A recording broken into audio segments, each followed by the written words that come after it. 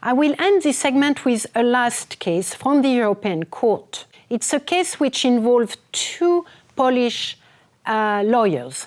They brought their case alleging violation of their right to privacy because of a libelous online article.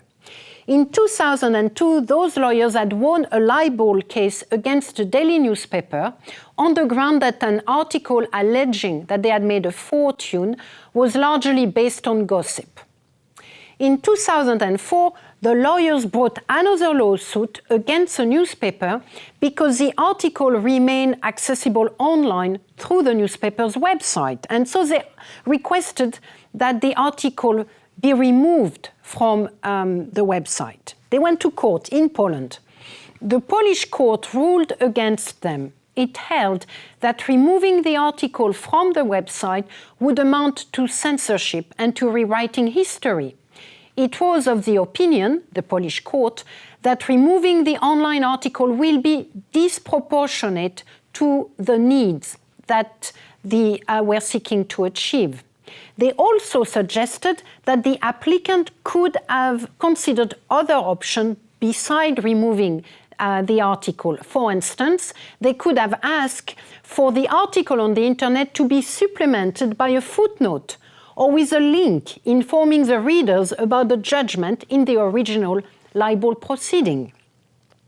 The lawyers were not happy with the finding of the Polish court, and so they brought their case to the European Court. Not, of course, under Article 10, because it's not for them a freedom of expression issue, it's a freedom of privacy issue. But the European Court ruled against them and for freedom of expression, for freedom of the newspaper.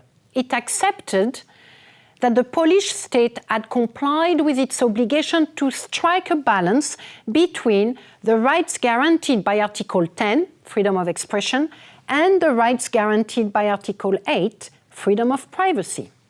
The court agreed that the removal of the online article for the sake of the applicant's reputation in the circumstance of the present case would have been disproportionate under Article 10 of the Convention.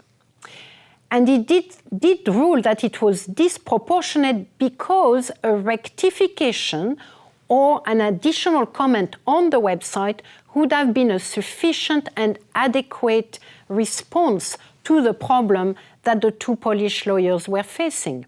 Indeed, the Polish court had already pointed out that it would be desirable to add a comment to the article on the website, informing the public that the court had found the article to be libelous. By so doing, the Polish court had been aware of how important publication on the internet was for the effective protection of individual rights, and how important it was to make full information about judicial decisions. So the Polish court, according to the European Court, had actually acted in the best interest of the two rights, privacy and freedom of expression.